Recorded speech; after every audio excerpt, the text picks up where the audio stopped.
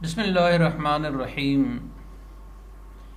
آج ہم اس موضوع پر بات کریں گے کہ کیا دین کی تبلیغ ہر شخص کر سکتا ہے؟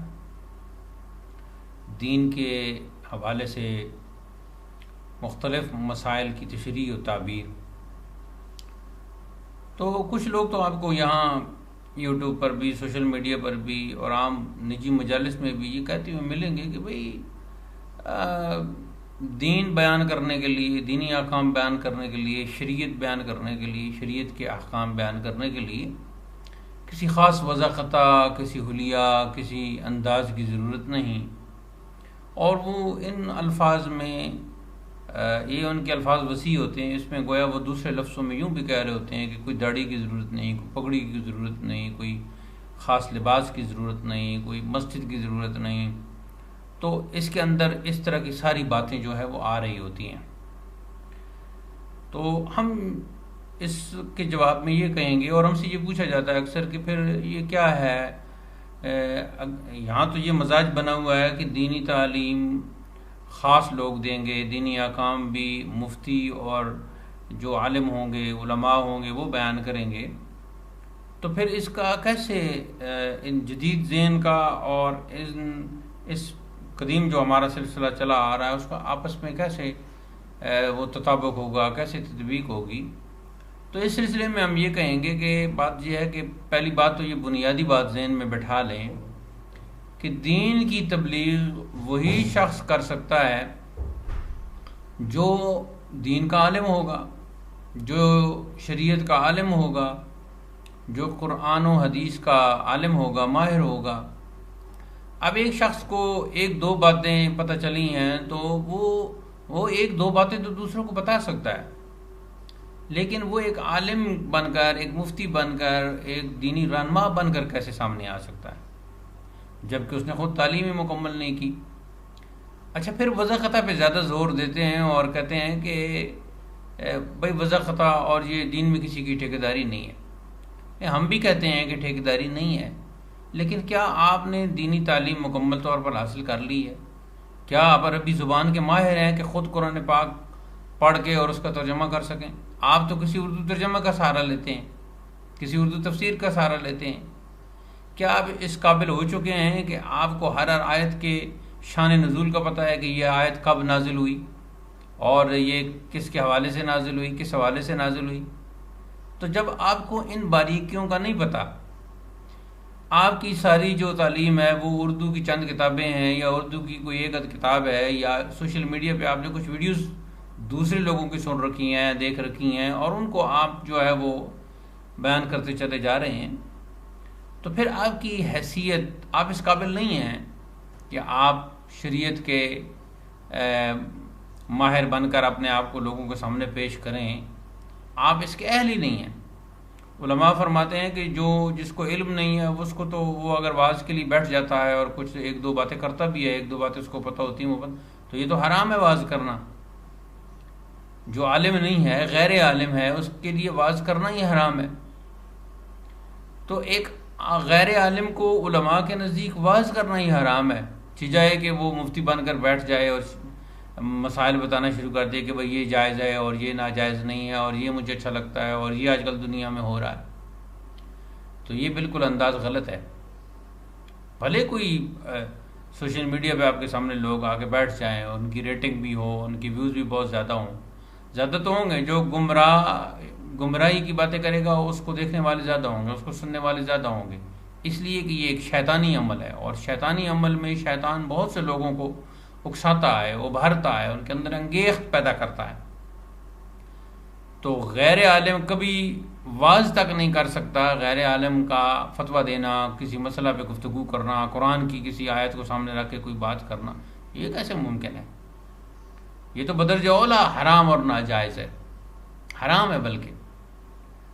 تو اس لیے ایسے گمراہوں سے بچیں جو دین کی اپنے طور پر تعبیر پیش کر کہتے ہیں جی مدرسہ میں جانے کی کیا ضرورت ہے، ہم براہ راست قرآن پاک کو پڑھ سکتے ہیں، کسی عالم کے پاس سیکھنے کی کیا ضرورت ہے؟ بھائی دنیا کے باقی جو کام ہے تم وہ خود کر لیتے ہو، تم خود ہی ڈاکٹر بن جاتے ہو، تم خود ہی انجینئر بن جاتے ہو، تم خود ہی طبیب بن جاتے ہو، یا کوئی تمہیں کورس کرنا پڑتا؟ پھر کورس کے لیے بکس تم خود ہی پڑھ لیتے ہو، کتابیں خود ہی پڑھ لیتے ہو؟ نہیں، لکھا تو سب کچھ کتابوں میں ہے. جیسے تم کہتے ہو قرآن میں لکھا ہے جی، حدیث میں لکھا ہے، لکھا تو میڈیکل کی بھی ساری کتابوں میں لکھا ہوا ہے. تو پھر تم میڈیکل کالج میں کیوں ایڈمیشن لیتے ہو؟ وہاں جا کے جو ٹیچرز ہیں، پروفیسرز ہیں، لیکچرارز ہیں، ان سے کیوں پڑھتے ہو؟ اس کا صاف مطلب یہ ہے کہ کتابوں میں لکھا ہوا ہے، لیکن وہ کتابوں کا لکھا ہوا اسی وقت سمجھ آئے گا جب آپ کالج میں جاؤ گے، جب کسی استاد کے سامنے بیٹھو گے، جب اس کا لیکچر سنو گے، لیکچر کے دوران پھر اس پہ سوال کرو گے، تو پھر آپ کو جو آپ کی بات بنے گی. پھر وہ ایک خاص اس کا دورانیہ ہے، وہ خاص دورانیہ مکمل ہوگا، تب کہیں جا کے آپ ڈاکٹر یا انجینئر بنو گے. تو قرآن و حدیث کو بغیر کسی کے سامنے بیٹھے، بغیر کسی کے پوچھے تم کیسے عالم بن سکتے ہو؟ حالت تمہاری یہ ہے کہ تم قرآن پاک کا ترجمہ بھی اردو کسی کا کیا ہوا پڑھ رہے ہو. جس عالم کی تم توہین کر رہے ہو، جس کو تم عالم ہی نہیں ماننا چاہتے، تم اسی کا ترجمہ پڑھ رہے ہو. حالت تمہاری یہ ہے کہ تمہیں عربی زبان تک نہیں آتی. اچھا، کچھ لوگ ایسے ہیں کہ وہ قرآن میں یہ ہے، قرآن میں یہ ہے، کچھ اردو بھی ترجمے پڑھ کر، کچھ دیگر کتابیں اور کچھ سوشل میڈیا پہ لوگوں کی گفتگو سن کے وہ ایسے بول رہے ہوتے ہیں، اور اگر ان کے سامنے اسی سمے اسی وقت قرآن مجید رکھ دیا جائے تو وہ ظاہری طور پر دیکھ کر قرآن کی تلاوت نہیں کر سکتے. اور بڑے بڑے ایسے ہیں، جو بعض ایسے لوگ بھی ہیں جو بڑے اخلاص اور نیت کے ساتھ، اخلاص نیت کے ساتھ، اچھی نیت کے ساتھ بھی قرآن پاک کی آیت پڑھ رہے ہوتے ہیں، لیکن وہ غلط پڑھ رہے ہوتے ہیں. میں نے کتنی دفعہ دیکھا، یہ اوریو مقبول جان صاحب بہت اچھے آدمی ہیں، بعض اوقات وہ قرآن کی آیات کوٹ کرتے ہیں اپنی گفتگو میں، وہ غلط پڑھتے ہیں اعراب، اور انہیں کوئی وہ اس پہ کوئی ان کو بتاتا ہی نہیں. ایسی یہ جاوید احمد غامدی صاحب ہے، بہت ہی اسلام کی جو نا غلط تشریح کرتے ہیں، اپنے پاس سے قرآن مجید کی آیات کی تفسیر کرتے ہیں، اپنے پاس سے حدیث کی تشریح کرتے ہیں. اچھا، آج کل انہوں نے کچھ اعتراضات کے جواب میں کچھ آیتیں پڑھنا اور کچھ حدیث پڑھنا شروع کر رکھا ہے. اس سے آپ دیکھ لیں کہ انہیں نہ تو وہ جب قرآن مجید کی تلاوت کرتے ہیں، آیت پڑھتے ہیں، تو تجوید تو چھوڑیں، تجوید تو خیر انہیں مخارج اور صفات کا تو وہ انہیں پتہ ہی نہیں، ان کی زبان سے اس طرح ادا ہی نہیں ہو پاتے. اسلوب بھی ان کا ایسا ہے. چلو، آواز تو ہر انسان کی جیسے اللہ نے بنائی، لیکن ایسے پتہ لگتا ہے کہ جیسے وہ عربی قرآن مجید کو نعوذ باللہ معاذ اللہ پنجابی انداز میں پڑھ رہے ہیں. ایسے ہی وہ حدیث بھی عجیب و غریب طریقے سے پڑھتے ہیں. تو وہاں سے ان کا وہ اندازہ ہو جاتا ہے، جہاں وقف نہیں کرنا وہاں وقف کر رہے ہیں، اور جہاں انہیں شک ہوتا ہے کہ یہاں کوئی اعراب کا کوئی مسئلہ بنے گا، ویسے تو وہ اعراب والی سامنے رکھتے ہوں گے احادیث، ایسی بات نہیں ہے، میں یہ سمجھتا ہوں. لیکن یعنی آپ کو ظاہری طور پر قرآن پاک کی صحیح تلاوت بھی کرنی نہیں آ رہی، اور آپ کہہ رہے ہو ہمیں کسی کے پاس جانے کی ضرورت ہی نہیں، اور آپ جناب وہ سوشل میڈیا پہ بیٹھ گئے ہو اور اپنی وہ ویڈیوز پہ ویڈیوز بناتے چلے جا رہے ہو. تو ایسے جتنے بھی لوگ ہیں یہ گمراہ کر رہے ہیں عوام کو.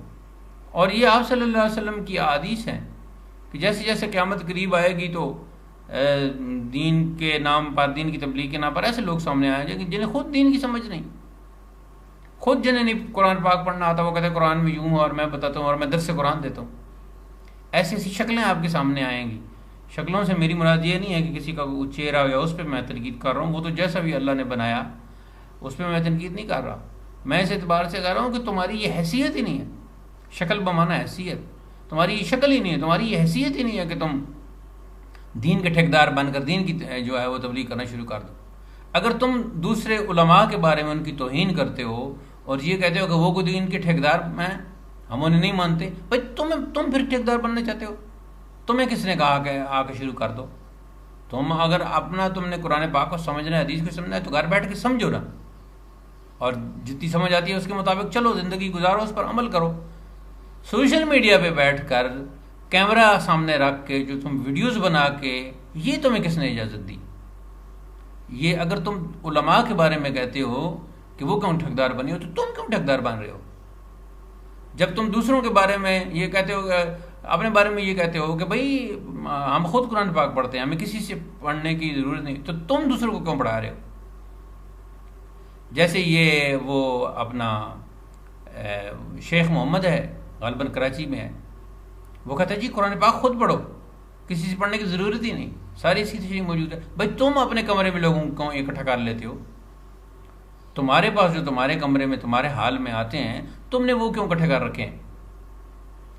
تم ان کو کیوں پڑھا رہے ہو؟ خود تم کہہ رہے ہو کہ خود پڑھنا چاہیے، تو ان کو خود پڑھنے دو، تم انہیں کیوں گمراہ کر رہے ہو؟ وہ خود پڑھ لیں گے، جس کا ترجمہ پڑھنا چاہیں، جس کی تفسیر پڑھنا چاہیں اپنے گھر میں بیٹھ کے پڑھ لیں گے، تمہارے پاس آ کے کیوں پڑھیں؟ تم نے کیوں ایک حال تیار کر رکھا ہے، وہاں کرسیاں بچھا رکھی ہیں، وہاں تم وائٹ بورڈ پہ لکھتے ہو، تم اس کی پھر ویڈیو ریکارڈ کرتے ہو، پھر تم وہ اس کو سوشل میڈیا پہ اپلوڈ کرتے ہو، پھیلاتے ہو، تو تم ایسے کیوں کر رہے ہو؟ یعنی تم اپنے کہنے کے خلاف چل رہے ہو، یہ تو قرآن مجید کی تعلیم کے خلاف ہو گیا کہ لم تقولون ما لا تفعلون، جو کرتے نہیں ہو وہ کہتے کیوں ہو؟ تو میں سادہ مسلمانوں سے عرض کروں گا کہ ان جہلاء سے، ان گمراہ گروں سے بچو، اور دین سیکھنا ہے تو اپنے محلے کے، اپنے شہر کے، اپنے گاؤں کے علماء سے رابطہ کرو اور ان سے سیکھو۔ اللہ تعالی ہمیں ان گمراہوں سے بچائے۔ وآخر دعوانا ان الحمد للہ رب العالمین، والسلام علیکم ورحمۃ اللہ۔